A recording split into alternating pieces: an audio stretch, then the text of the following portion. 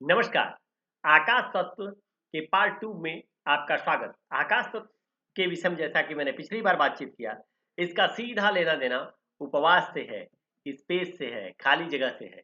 तो उपवास शारीरिक और आध्यात्मिक दृष्टि से आज हम उपवास के शारीरिक और आध्यात्मिक लाभ, उद्देश्य और सही अभ्यास के विषय में विस्तार से जानेंगे।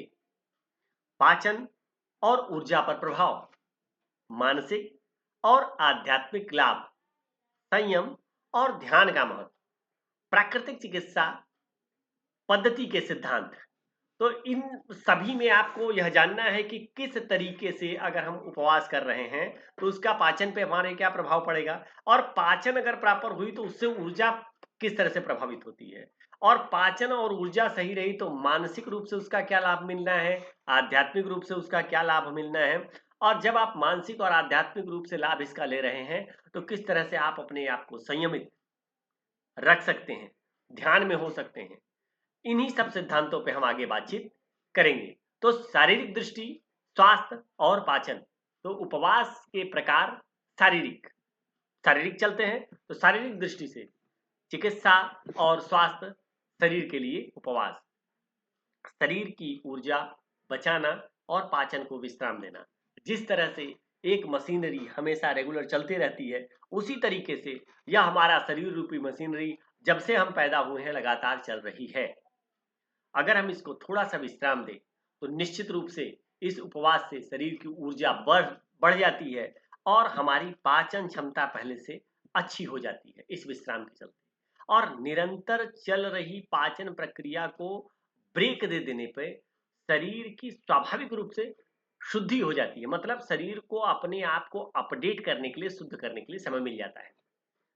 जब पाचन और ऊर्जा, पाचन सही होगा तो ऊर्जा मिलेगी, और ऊर्जा मिला तो आपके जो शारीरिक प्रभाव होंगे वो क्या होंगे कि पाचन प्रक्रिया लगभग 4 से 6 घंटे चलती है।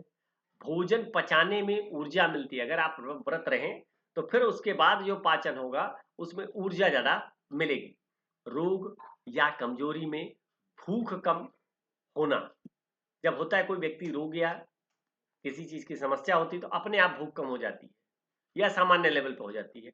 इन सभी चीज़ों को हमें समझना होगा, जानना होगा।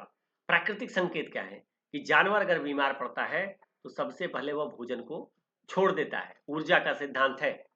ऊर्जा का उपयोग भोजन के पाचन में लग रहा है, और अगर हमने उस ऊर्जा को भोजन न करके बचा लिया तो वह हमारे शरीर को स्वस्थ करने में सक्षम होता है। तो उपवास के दौरान की जो गतिविधियां हैं शारीरिक, वह क्या होंगी? तो संतुलन की गतिविधियां हमें करनी है, जिसमें हल्का व्यायाम और योग हम कर सकते हैं। टहलना या शरीर की हल्की मालिश करना ले सकते हैं। ध्यान और श्वास पे नियंत्रण वाली एक्टिविटी हम कर सकते हैं। मानसिक स्थिति आनंदपूर्ण रखी जाए, ऐसा किया जा सकता है। तो लंबा उपवास और सावधानियां। लंबा उपवास में क्या है? 2-4 दिन के बाद सामान्य भोजन पर लौटना धीमा करें। जिस तरीके से प्राकृतिक चिकित्सा में ये प्रक्रिया बड़ी ही प्रभावशाली बनाई गई है कि किस तरीके से अगर आपने अपने आप को 10 दिन तक संयमित कर लिया तो किस तरह से आप अन्न को छोड़ेंगे, जिससे आपका चीनी, आपका नमक, आपका ऑयल, आपका गेहूँ, आपका चावल, ये धीरे-धीरे ब्रेक हो सकता है। आप रसाहार पे शिफ्ट होंगे, फिर ज़रूरत के अनुसार एक-एक चीज़ें ऐड करके लगभग 10 से 15 दिनों तक ऐसा करके आप सामान्य पर लौट करके अपने शरीर की ऊर्जा को कई गुना बढ़ा सकते हैं। अचानक भोजन करने से जो दुष्प्रभाव होता है, उससे बच सकते हैं। तो जीवन शैली में परिवर्तन अनिवार्य है। व्यायाम और धूप में समय बिताना। धूप में समय बिताने पर आपको शारीरिक रूप से विटामिन डी की पूर्ति होती है। विटामिन डी आपकी हड्डियों के लिए बहुत अच्छा है, और हड्डियों को अगर विटामिन डी की पूर्ति हो रही है तो आपके बोन मैरो के लिए अच्छा है। आपके शरीर में रक्त बनने की गति अच्छी होगी, तो रक्त संबंधी विकार से आप बचेंगे। शरीर पर प्रभाव क्या होगा? पाचन और आंतों पर इसका जो प्रभाव है, व्रत का, खालीपन का, आकाश तत्व का, तो पाचन संस्थान की शुद्धि होगी और नई ऊर्जा मिलेगी। आंतों को जब आराम मिलता है तो आमवात, अतिसार, आंतों के जो घाव होते हैं उन सब में लाभ मिलता है, उन सब में फायदा होता है। त्वचा और पसीने पर सकारात्मक प्रभाव पड़ता है। आध्यात्मिक दृष्टि से इसको देखते हैं तो मानसिक और आध्यात्मिक लाभ क्या मिलेगा? तो आध्यात्मिक उद्देश्य क्या होता है? मन और आत्मा का शुद्धिकरण। जब आप आकाश तत्व को ग्रहण करते हैं तो कहीं न कहीं मन और आत्मा की शुद्धिकरण होने लगती है। इच्छाओं और वासनाओं पे नियंत्रण होने लगता है। मानसिक संतुलन जो है और ध्यान वह अपने आप केंद्रित होने लगता है। साधन के माध्यम से आत्मनिरीक्षण हम अपना कर सकते हैं। आत्मशक्ति और संयम का विकास होने लगता है।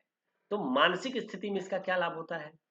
भावनात्मक और मानसिक लाभ, भय, चिंता और नकारात्मक विचार जो है वो अपने आप दूर होने लगते हैं और जो ले रहा है इन विचारों को वह भी उसको नहीं लेना शुरू कर देता है।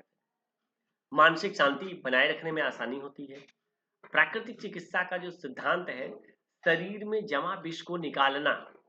तो शरीर को अगर आपने डिटॉक्सिफाई कर दिया, मन को आपने डिटॉक्सिफाई कर दिया, ये विष निकल गए तो शरीर अपने आप को स्वस्थ करने लगता है और स्वयं आप में संयम और धैर्य आने लगता है, जिसका महत्व इस लेवल का है कि आप पूर्ण रूप से मानसिक रूप से भी स्वस्थ हो जाते हैं। उपवास के दौरान जो मानसिक गतिविधियां हम कर सकते हैं उसमें से क्या है? तो ध्यान और योग कर सकते हैं। हल्का ध्यान, हल्का प्राणायाम भी हम कर सकते हैं। मानसिक संतुलन बनाए रख सकते हैं। सकारात्मक सोच और संयम धारण कर सकते हैं। मानसिक ऊर्जा और शांति की वृद्धि कर सकते हैं। सावधानियां, कंट्राडिक्शन इसमें क्या है? तो शारीरिक और आध्यात्मिक दोनों चीजों से देखना है, ध्यान देना है। हम सबको उपवास नहीं रखा सकते। अगर किसी की शरीर की कुछ विशेष स्थिति है तो ऐसे लोगों को उपवास नहीं करना है। उनमें से कौन है जो उपवास न करें? तो जिनको जीर्ण रोगी या जो टीबी के रोगी हैं वह उपवास न करें।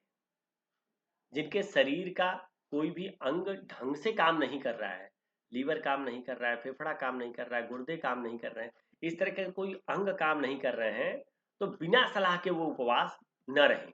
एक अच्छे प्राकृतिक चिकित्सक के जो जानकार हैं उनके शरण में जाएं।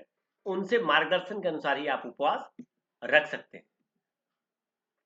अगर आप उपवास रखते हैं और उपवास के दौरान इस तरह का कोई लक्षण होता है जिसमें मूर्छा या चक्कर का आना, पेशाब अगर रुक जाता है, सिर दर्द बढ़ जाता है, ठीक, हल्का व्यायाम, मालिश, गर्म ठंडा पानी से इन चीजों में, इस जो समस्याएं हो रही इसमें सुधार किया जा सकता है। हृदय दर्द या नाड़ी की गति में बदलाव भी आता है। इसके बाद इन चीजों से फायदा क्या होगा?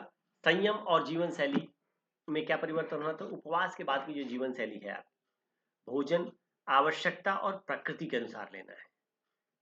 व्यायाम और सैर करें, घूमना है, टहलना है, हल्के व्यायाम करना है। शरीर को पूर्ण रूप से विश्राम दें। विश्राम की अवस्था में शरीर को पूर्ण रूप से विश्राम देने से आपके शरीर की ऊर्जा बढ़ जाती है। तो संयम बनाए रखें। अधिक ठूस ठूस करके भोजन न करें क्योंकि उपवास के बाद भूख बड़े जोर की लगती है, खाना बड़ा टेस्टी लगता है। तो ऐसे अवस्था में ज्यादा ठूस ठूस करके भोजन नहीं करना है और इन तत्वों को बढ़ा करके आप अपने शरीर की क्रॉनिकल से क्रॉनिकल डिजीज को, असाध्य रोगों को ठीक कर सकते हैं। आप इसके लिए हमारे वाराणसी के ऑफिस या हमारे नोएडा ऑफिस में दिए गए नंबरों पर संपर्क कर सकते हैं। आपका दिन शुभ हो। धन्यवाद।